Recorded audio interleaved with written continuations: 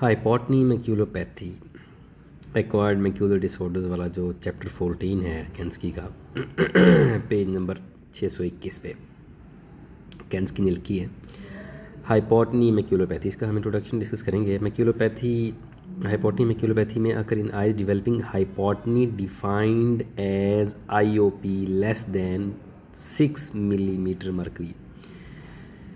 IOP जो है वो 6 से कम होगा तो हम जो है वो हाइपोटनी लेबल करेंगे और उसमें हाइपोटनी मैक्यूलोपैथी का चांस शुरू हो जाएगा। The most common cause is excessive.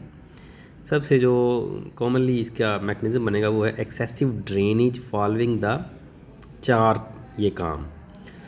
इन 4 कामों के बाद एक्सेसिव ड्रेनेज हो जाएगा और हाइपोटनी हो जाएगी। नंबर 1, ग्लाकोमा फिल्ट्रेशन सर्जरी हुई है पेशेंट की और एंटीमेटाबोलाइट यूज़ किए हैं, प्रॉपर वो वूंड उस तरीके से सील नहीं हुआ और एक्सेसिव फिल्ट्रेशन हो रही है और आई हाइपोटनी में हमारे पास बहुत सारे केसेस हमने देखे हुए इसके ट्रैप के बाद आते हैं अगर अच्छी ट्रैप ना हुई हो। दूसरी काज है ट्रामा की काफ़ी पेशेंट हमने मतलब बाज़ वक़्त कॉर्निया स्क्लेरोटियर रिपेयर भी करते हैं लेकिन उसके बाद जो है वो ख़ास तौर पे सिलेरी बॉडी इन्वॉल्व है या पेनिट्रेटिंग इंजरीज़ हैं।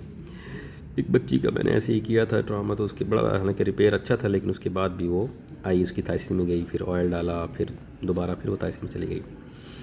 और नंबर 3 है क्रॉनिक यूवेटाइटिस जिसमें by directly impairing the ciliary body function and by tractional ciliary body attachment due to the cyclitic membrane. और नंबर 4 है आरडी रेटिनल अटैचमेंट। ये तो इसकी होगी ओक्यूलर कासेस। अगर सिस्टेमिक की बात सोचें तो सिस्टेमिक का क्या मतलब है कि पूरी बॉडी में ही पानी कम हो गया है, तो उसमें आप खुद ही अंदाज़ा लगा लें क्या क्या हो सकते हैं। डिहाइड्रेशन हो सकती है, हाइपरग्लाइसीमिया, शुगर ज़्यादा तो पानी एब्जॉर्ब कर लेगी, यूरीमिया है, हाइपर ऑस्मोटिक एजेंट्स यूज़ कर रहे हैं आप, ये मैनिटोल वगैरह, कार्बोनिक एनहाइड्रेज इनहिबिटर्स चल रहे हैं, ज़ाहिर डायूरेटिक्स हैं, वो पानी बॉडी का निकाल देंगे, तो ये भी कंट्रीब्यूट कर सकते हैं। डेवलपमेंट ऑफ सेकेंडरी कोराइडल इफ्यूजन, इससे भी जो है वो बढ़ाएगी इसको। परपिचुएट का सिंपल मतलब है बढ़ाना हाइपोटनी को।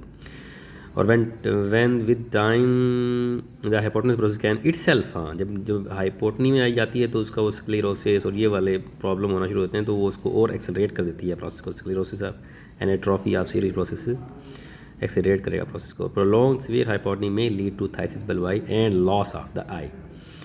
काफ़ी हमने केसेस देखे ऐसे जिनमें आई जो है हाइपोटनी में चली जाती है और ऑलमोस्ट पेशेंट की विजन लॉस हो जाती है। Treatment is restore normal IOP is directed according to cause. Treatment is to restore normal IOP.